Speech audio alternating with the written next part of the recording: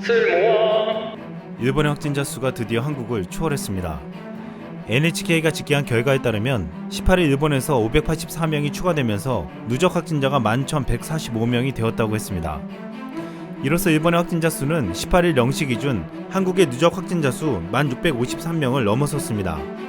최근 일본은 하루 신규 확진자가 500명 이상 늘며 상황이 최악으로 치닫고 있지만 한국은 최근 이틀간 10명대로 떨어지며 크게 비교되고 있습니다. 이제야 일본 내에서는 한국이 안정을 찾고 있을 때 일본은 2달 동안 뭘 하고 있었냐는 비판이 터져나오고 있습니다. 특히 아베 총리의 리더십에 대한 비판이 거세게 일고 있습니다. 도쿄올림픽을 의식한 소규모 검사와 뒤늦은 긴급사태 선언은 치명적이었으며 부실한 마스크 배포 등으로 제대로 된 대책을 내놓지 못했다는 것입니다. 그리고 지금까지도 일본은 사태에 제대로 대응하지 않고 있다는 비판이 국내에서 일고 있지만 사실은 안 하는 것이 아니라 못하는 것이라는 탄식이 나오고 있습니다. 지난 17일 도쿄도 의사회가 긴급 기자회견을 통해서 밝힌 내용은 충격적이었습니다. 도쿄도 의사회 오자키 회장은 현재 일본 내 70에서 80%는 경로를 알 수 없는 감염자라고 했습니다. 그는 최근 일본 언론과 국민들에게서 보건소 관계자가 일부러 검사를 거부하고 있다는 비판이 일고 있다고 했습니다. 그런데 검사를 거절하는 이유가 있다고 했습니다. 사실상 검사를 한다고 해도 입원시킬 병원이 없기 때문이라는 것입니다. 이 때문에 일본 보건소의 기능은 이미 마비가 되었고 검사 의뢰가 쇄도해도 거절할 수밖에 없다고 했습니다. 그는 이미 과거 감염병 사태를 통해서 완벽하게 준비된 한국과의 상황과는 너무나도 다르다고 시인했습니다. 뒤늦게 일본은 한국의 드라이브스루, 대규모 진단검사, 앱 등을 만들어 따라가려고 하고 있지만 제대로 되고 있지 않습니다. 일본은 드라이브스루를 한국처럼 시행한다고 했지만 일본의 한 방송에 어설프게 따라하는 모습이 비춰졌습니다. 차를 몰고 와서 차 안에서 하는 것이 아니라 차에서 내려 검사 텐트 안으로 들어와 의자에 앉아서 검체를 채취하는 것이었습니다. 검사하는 사람은 제대로 된 방호복도 입지 않고 있었으며 감염의 위험을 방지하는 조치가 부실해 보였습니다. 또한 검사를 할 때 사용하는 면봉도 한국은 얇은 의료용 플라스틱 면봉을 쓰지만 일본은 굵은 나무 면봉으로 채취했습니다. 현재 한국산 의료용 면봉은 전 세계에서 품귀 현상으로 구하기 힘들다고 알려져 있습니다. 지금 일본은 무증상자는커녕 증상이 있어도 숨을 못 쉴 정도로 악화돼야 검사를 해주고 있습니다. 이 같은 현실에 마주한 일본 국민들의 비명소리는 더욱 커지고 있습니다. 한 일본 네티즌은 미국 ABC 뉴스를 보고서 충격에 휩싸였다며 이렇게 말했습니다.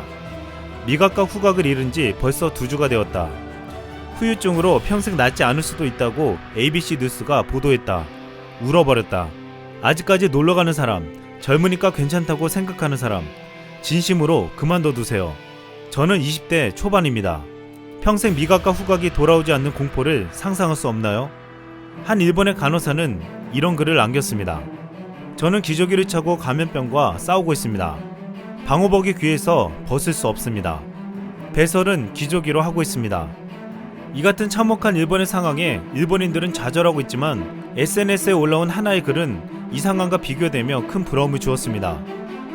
일본에서 10년 동안 살다 온 한 한국인이 한국에 입국해서 검사를 받고 격리되는 절차를 상세하게 올린 글이었습니다. 일본에서는 절대 경험할 수 없는 것이었다며 이렇게 글을 썼습니다. 비행기에서 검역에 필요한 시트 2장을 작성하고 공항에 도착해 검역소로 이동해 체온을 재고 3단계 면담을 했습니다. 자가진단 어플로 확인하고 한 칸씩 구분된 컨테이너에서 검체를 채취하고 검사 후 새로운 마스크를 받았습니다. 이후 6시간 동안 호텔에 머무르고 저녁과 조식을 제공받았는데 검사를 포함해 전부 무료로 이루어졌습니다. 검사가 양성이면 병원 등의 시설로 가고 음성이면 보건소로 가서 질문을 받고 시트를 작성하며 구급차가 집까지 보내줍니다.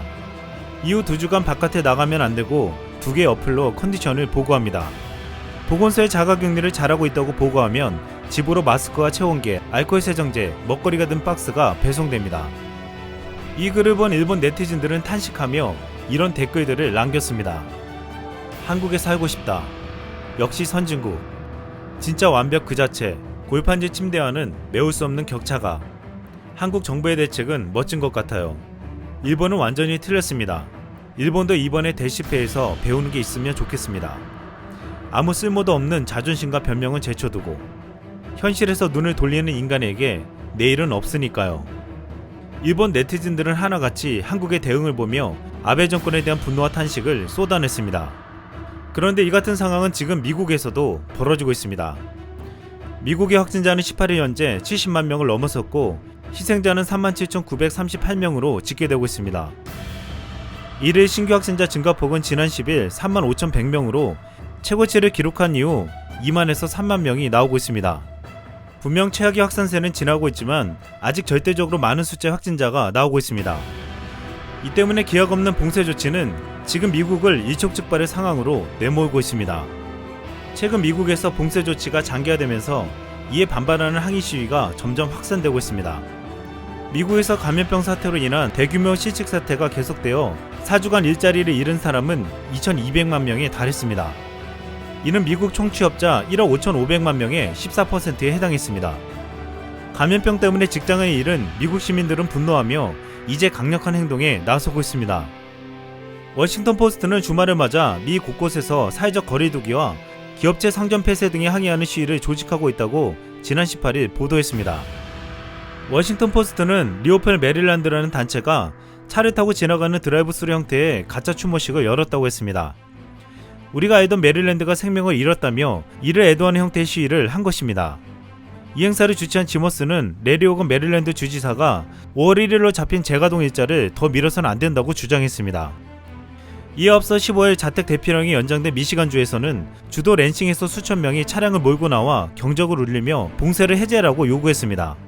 16일에는 버지니아 주지사 관저앞 광장에서 주민들이 돗자리를 펴고 음식을 먹는 피크닉 시위를 벌이며 경제활동 재개를 촉구했고, 캘리포니아주 해변 도시 헌팅턴 비치에서도 17일 수백 명이 차를 탄 채 행진하며 경제활동의 재가동을 요구했습니다.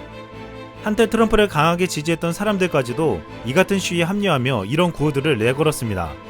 사회적 거리두기는 공산주의다. 나는 평화로운 노예가 되느니 위험한 자유를 택하겠다. 우리 시민들에게서 손을 떼라.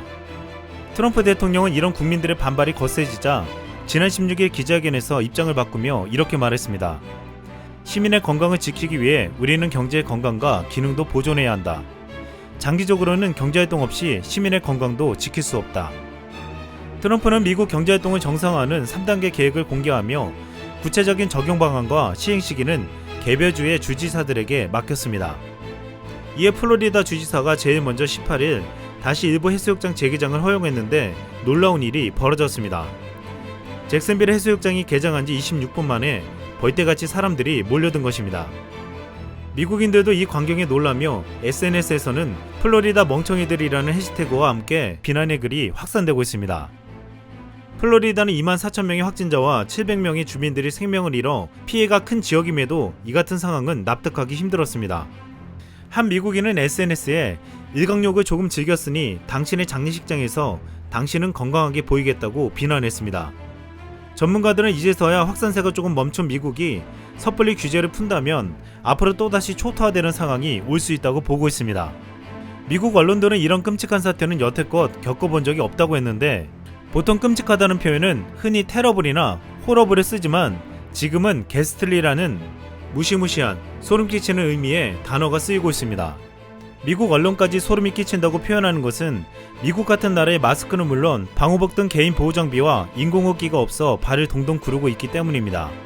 뉴욕 병원의 간호사들이 마스크를 달라고 시위를 할 정도이고, 한 의사는 N95 마스크를 겨우 받았는데 한 장으로 사흘씩 버텨야 하니 테이프를 사용해 얼굴에 붙여서 쓴다고 했습니다. 개인 보호장비와 안면보호대도 부족해서 심지어 병원이 오히려 세균 배양 접시라는 말까지 나오고 있습니다. 뉴욕에 위치한 마운트 시나이 병원 산부인과 의사의 말에 따르면 확진 판정을 받은 환자를 받고 자신도 걸린 것 같다며 내 가족을 다 감염시킬지 모른다고 두려움을 표현했습니다. 간호사들도 도사장에 끌려가는 심정이라고 했습니다. 무엇보다 미국에서 가장 염려가 되는 것은 피해가 가장 큰 남부의 루이지애나주 같은 곳에서 총과 탄환 구매가 폭등하고 있다는 것입니다. 앞으로 바이러스에 대한 두려움과 봉쇄령에 대한 극도의 불만이 쌓이면 어떤 형태로 터질지 모르는 위기의 상황이 되고 있습니다. 수년째 한국에 살고 있는 미국의 수필가 콜린 마샬은 지난 14일자 뉴요커지에 놀라운 글을 기고했습니다. 나는 왜 미국에서 한국으로 왔냐는 질문을 받으면 종종 제1세계에 살고 싶어라고 답했다. 반은 농담이지만 최근 미국 사태를 보면 점점 낙담 속에 맞다는 생각을 하게 된다.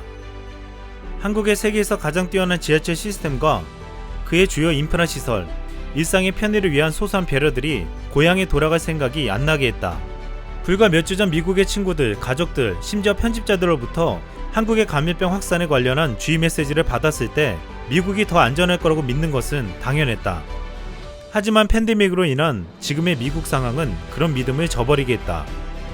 지난 10년 넘게 한국은 모든 선진국들 중에서 가장 맹렬한 모습을 보여줬다. 지구촌 곳곳을 점령한 K-POP, 사회 전 분야에 걸친 연결망, 오스카를 휩쓰는 영화의 힘. 그럼에도 불구하고 한국인들은 여전히 자신들을 후진국으로 보는 경향이 있는 것 같다. 저명한 경제학자인 한 한국인 친구는 이를 내게 국민적 열등감으로 설명한 적이 있다. 여러 다양한 원인을 생각할 수 있지만 어떤 사람들은 20세기 초부터 제2차 세계대전까지 이어진 일제 식민 통치의 유산으로 보기도 한다. 한국에서 오랫동안 기자 생활을 한 마이크 브릴은 그의 책 한국인에서 일본의 한국에 대한 부정적 선동이 한국인들로 하여금 후진성이 자연스러운 열등함의 결과라고 믿게 했다고 쓰고 있다. 동시에 그는 일본 식민 지배자들이 한국인들을 강제로 전기와 전화, 기차가 있는 문명화된 세상으로 이끌어 식민 지배를 의식하지 못하게 했다고 말한다. 콜린 마샬은 한국이 스스로를 선진국으로 인식하지 못하고 있다고 평가하면서 그 이유 중 하나로 일본의 부정적인 선동이 있었다고 했습니다. 그리고 그는 한국을 이미 놀라운 선진국이라 부르며 한국을 제1세계 국가라고 표현했습니다. 지금 이 시점에서 한국은 거의 유일하게 시민들의 자발적 참여를 통해 방역에 성공하고 자유로운 경제활동을 누리고 있습니다. 그리고 전세계 국가들에게 진단키트 의료물품을 수출하며 방역 노하우를 전수하고 어려운 나라들을 돕고 있습니다. 대한민국은 6.25 이후 가난과 아픔을 이겨냈고 70년 동안 경제성장과 민주화를 이뤄내며 앞만 보고 달려왔습니다. 아마 그동안 대한민국이 선진국이라는 것을 모르는 것은 우리 국민들밖에 없었는지도 모릅니다. 이상 쓸멍이었습니다.